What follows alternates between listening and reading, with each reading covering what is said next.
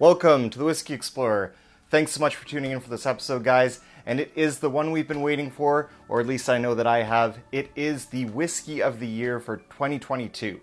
And tonight, guys, we are going to run through some of my top whiskeys that stood out to me.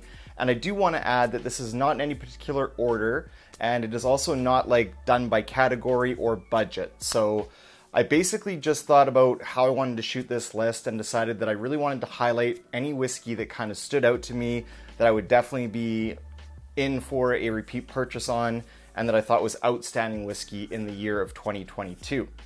And I just want to also leave you with this quick caveat before we get started, guys, is that this is just my list, so just like any other list by any other whiskey tuber out there, it is very subjective, and it's sort of what agrees with my palate. It's what I enjoy. It doesn't necessarily need to be something that you love or enjoy, but if you do have a top whiskey of the year for 2022, please do feel free to leave me a comment down below. Let me know what that is for you, and I will try to see if I can get it in my area here.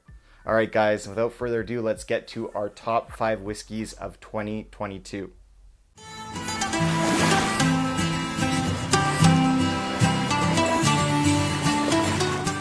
So it was a great year for whiskey. I think it was quite a bit better than 2020 and 2021 for whiskey.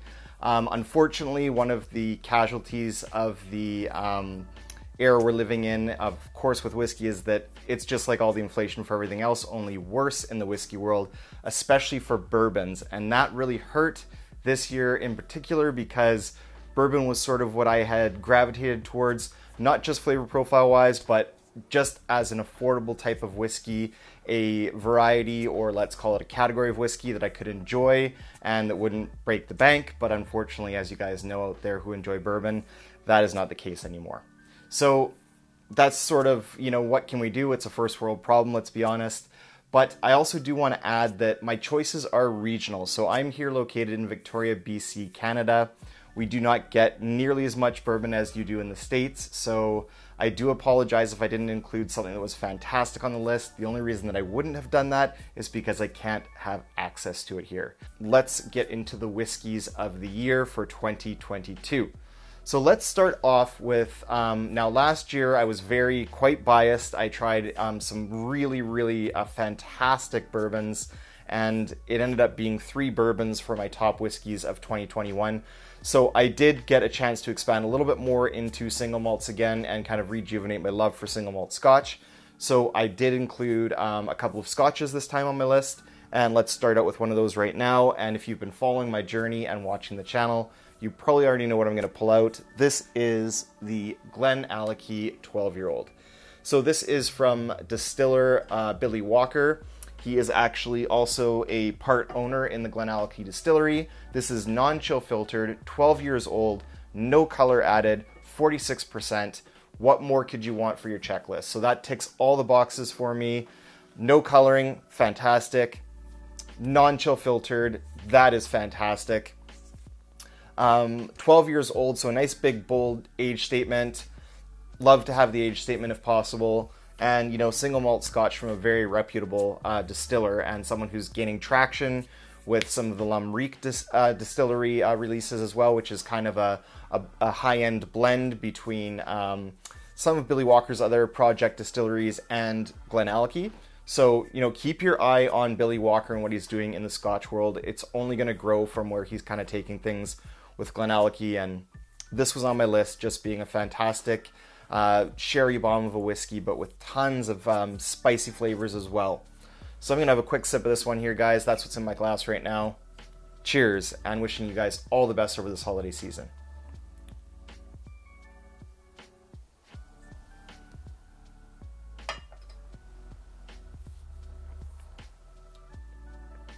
Wow.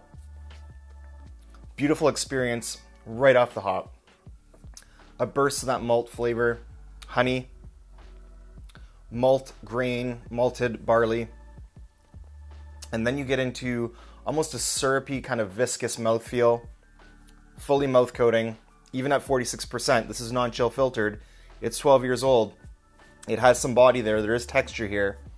And you also get a combination of some really beautiful spices that you don't get every time with a sherry cask finished whiskey or a sherry cask matured whiskey. So sometimes you'll get like more of the sulfides, you know, those type of flavors, more of like a chocolatey note. But this one is all about the spicy palate. So mid palate to end of palate, nice baking spices, cinnamon, cracked black pepper, a little bit of nutmeg and clove in there. Just a wonderful winter dram. Absolutely beautiful stuff. Dark fruits, brown sugars, a little bit hint of molasses, little hint of chocolate, multi-layered. Fantastic dram, guys. You cannot go wrong with this. And I was able to pick this up on sale in Alberta for $65. About a week later, my brother picked it up on sale for $60. So $60 for this kind of a whiskey, you feel like you're stealing it.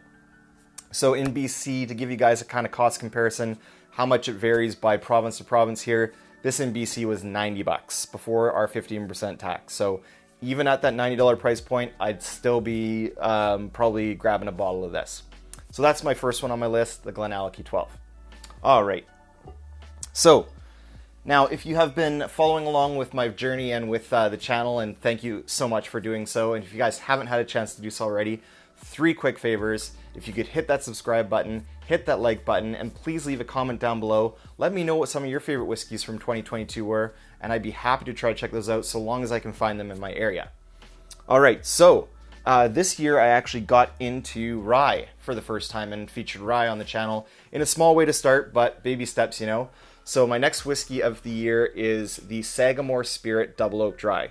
So this is a whiskey coming out of Maryland. Apparently Maryland used to have a very rich tradition of rye making, especially during the kind of pre-prohibition era, and Sagamore Spirits is trying to kind of bring that back home. So this is an MGP sourced rye.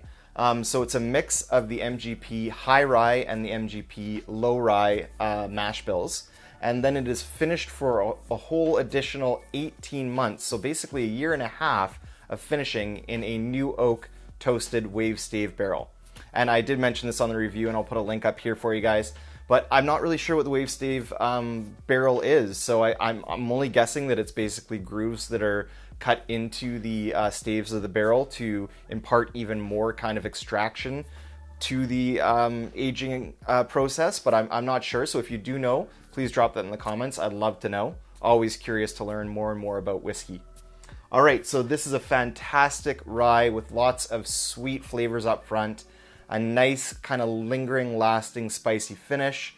There's definitely a strong rye presence to this as well. So if you're a rye drinker and you're like, well, that sounds like, you know, kind of sweet and toasted, that's going to be more vanillas and marshmallow.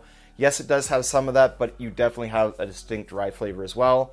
There is kind of a little bit of like a spearmint, a little bit of dill.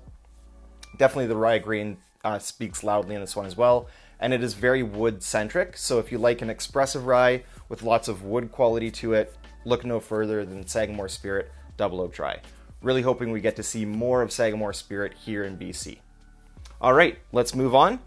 Moving along at a good clip here. So I did want to just kind of talk about these ones briefly and kind of let you guys know why they're on my list. That one, just so you know, kind of price point here in BC was $100 plus taxes. So I know that in the States it's about a $60 bottle. So you can definitely pick it up a little bit cheaper in the States, but they are a smaller kind of what we call a craft distillery still. So, you know, they are growing and expanding and producing a lot more than they used to. So the prices may come down at some point, but that's about what you're looking at for the Sagamore Spirit Double Oak Dry. All right, next on the list here. All right, this is going to be possibly a little bit controversial, maybe a little bit of an unpopular opinion. My opinions, again, guys, they are my own. This is just my feeling. I'm going to be honest with you guys when I talk about this whiskey. But next on my list is another Scotch, and this is the Highland Park Cask Strength, and this happens to be release number 1. Now, when I bought this bottle, it was this year, and this was actually during the time that release 2 was out, and now we're already on to release 4. So they are just cranking out these Cask Strength releases, but this is, in my opinion, just a fantastic expression. I really, really enjoy it, and I'll tell you guys why. So I started out my whiskey journey, and especially my kind of entry into Scotch, was with Highland Park. It was the second whiskey that I'd ever tried. I tried the Highland Park 12, and I was just blown away. I loved the flavors. There's kind of a sulfur, like a kind of a struck match note to that that Highland Park 12, especially the old bottling. Fantastic whiskey with lots of honey notes in there and its own kind of unique, almost heather style floral peat.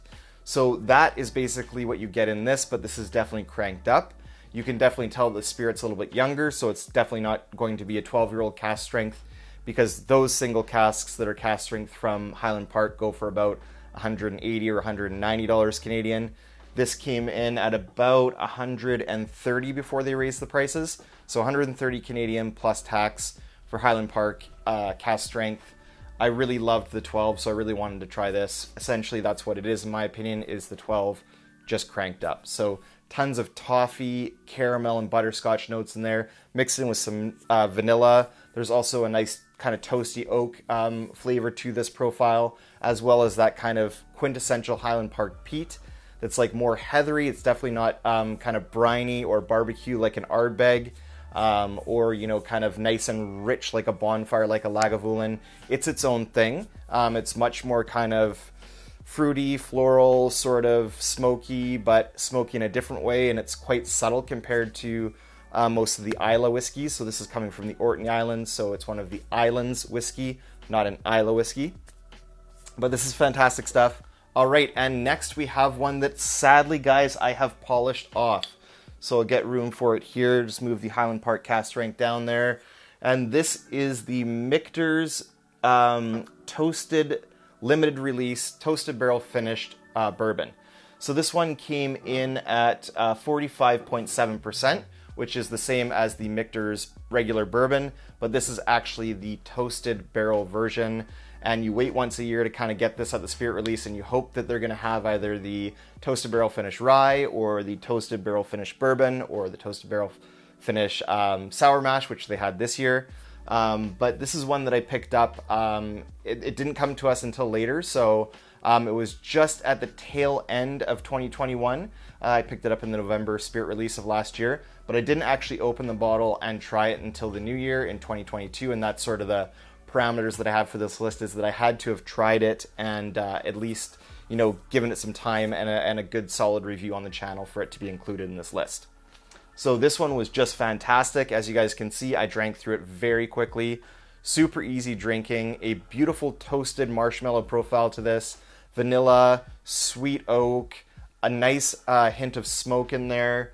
Just really sweet and approachable bourbon. And I think that anyone who's not a bourbon lover, if you introduce this bourbon to them, they will become one. It's like basically like s'mores in a glass. It's fantastic. So that is the Michter's toasted barrel finish bourbon.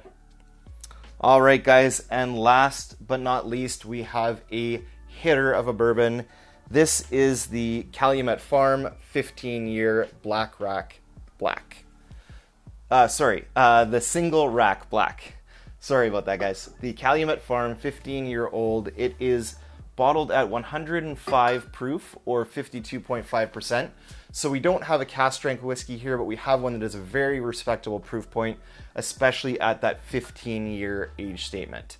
So the rumor is that this is actually sourced from Barton. And so what you get here is just a fantastic bourbon with just loads of flavor, more than you can ever want in a bourbon, in my opinion. This is the only bottle that I've ever tried that has given Stag Junior run for its money so far in my bourbon journey.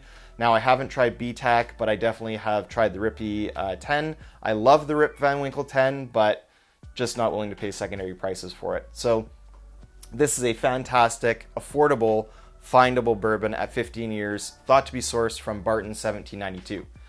I can tell you guys this is a cracker of a bourbon. I'll put my review up as well of this, and it's just fantastic. It just has everything you'd want in a bourbon. It's got that deep, dark cherry note to it. It's got vanilla. It's got a rich oak profile. It has spiciness. It has a finish that lasts for days. It's just fantastic stuff. So if you guys have a chance to grab the Calumet Farm 15-year-old, or even the 16-year-old that's out now that's supposed to be even better, we never saw that here. I actually had a buddy pick this up for me in the States, and I did have to trade him an arm and a leg to get this bottle, but it's well worth it. So if you do see it, it's about $130 US. And if you can find the 16, it's slightly more than that, maybe about $140. But from what I've heard, the 16 is just magical. So 15 or 16, Calumet Farm 15, 16, can't go wrong.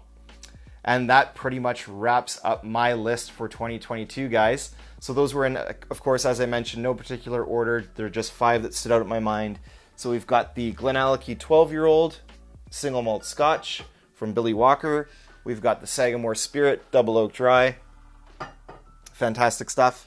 We've got the Highland Park Cask Strength, and this was release number 1, bottled at 63.3% alcohol by volume. And unfortunately, the dead soldier here, the Michter's Toasted Barrel Finish Bourbon. All right, guys. So I hope you enjoyed this episode, and I hope you enjoyed my list.